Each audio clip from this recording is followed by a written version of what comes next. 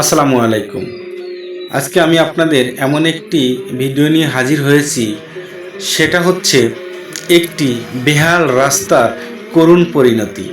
যে রাস্তাটা দিয়ে শুধু বর্ষার দিনে নয়, এমনকি সেই কথাই বলতে হয়, শুধু বর্ষায় নয়, আমরা গ্রীষ্ম, হেমন্ত, বসন্তেও কষ্ট করে চলাফেরা করতে হয়। এই সেই একমাত্র রাস্তা যা অত্র অঞ্চলের মধ্যে একটি মাত্র রাস্তা, যে রাস্তা দিয়ে এই অঞ্চলের শতাধিক নয় হাজারো মানুষের চলাফেরা এখান দিয়ে চলাফেরা করে কৃষিজাত পণ্য নিয়ে কৃষকের ভাইয়েরা। তাদের কষ্টের দুর্দশা কখনো কি শেষ হবে না? তাই তো দেখতে পাচ্ছি এই রাস্তাটি এমন অবস্থা হয়েছে, এখান দিয়ে ভারী যানবাহন চলাচল করে রাস্তাটির করুণ পরিণতি করেছে, যেখান দিয়ে পায়ে হেঁটে চলাচল করা খুবই কষ্টকর। এখানে দেখা যাচ্ছে এই পথটা এমনই একটি রাস্তা যেটা বেশ কিছুদিন হয়ে গেল কোনো সংস্কার নেই। দেখতে পাচ্ছেন এই রাস্তার অবস্থাটা, যেটাকে বলা হয় একেবারেই বেহাল অবস্থা, করুণ পরিণতি। এখানে এমনিতেই হালকা রাস্তা, তারপরে এখান দিয়ে ভারী যানবাহন, বিশেষ করে এই যে মাটির গাড়িগুলা, এই গাড়িগুলা চলাফেরা করে রাস্তাটির আরও করুণ অবস্থা করে ফেলেছে।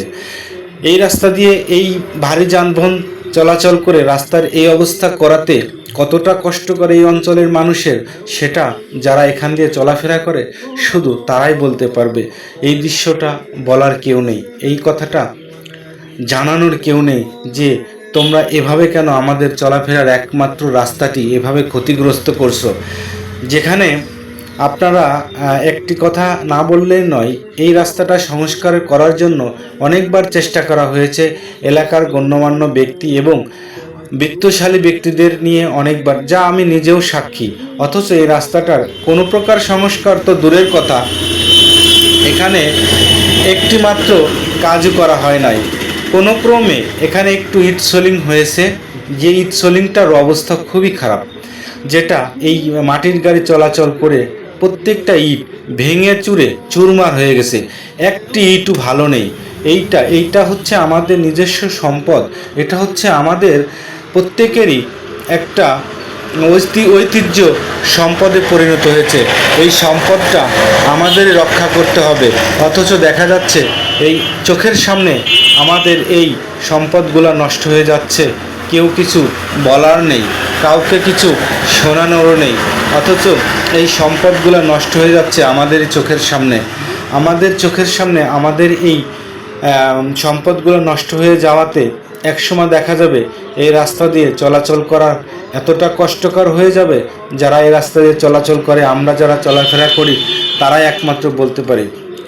কিছু কিছু জায়গায় এমন অবস্থা হয়েছে যে সেখানে রাস্তার অর্ধেকটা ইট পর্যন্ত সেখানে নাই। অথচ এই রাস্তাটা এমনি এমনি হয় নাই, অনেকের পরিশ্রমে হয়েছে, অনেকের ত্যাগে হয়েছে। কিন্তু এখানে দেখতে পাচ্ছেন কি অবস্থা রাস্তাটার।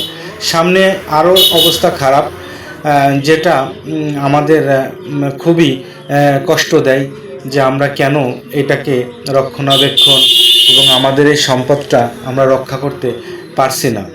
তো যাই হোক, আমার এই ভিডিওটি করার উদ্দেশ্য একটি, যে আমাদের এই বেহাল করুণ রাস্তাটি যদি কোনো প্রশাসনিকভাবে, দপ্তরিকভাবে যদি কারো নজরে আসে, প্লিজ এই ভিডিওটি সবাইকে শেয়ার করে দিবেন এবং সবাইকে বোঝার চেষ্টা করে দিবেন, যাতে আমাদের এই রাস্তাটি সুন্দর ও পাকাকরণ করতে হয়, সেটা যেন হয় সেই ব্যবস্থা করবেন এবং ভিডিওটি অবশ্যই শেয়ার করবেন। ধন্যবাদ সবাইকে।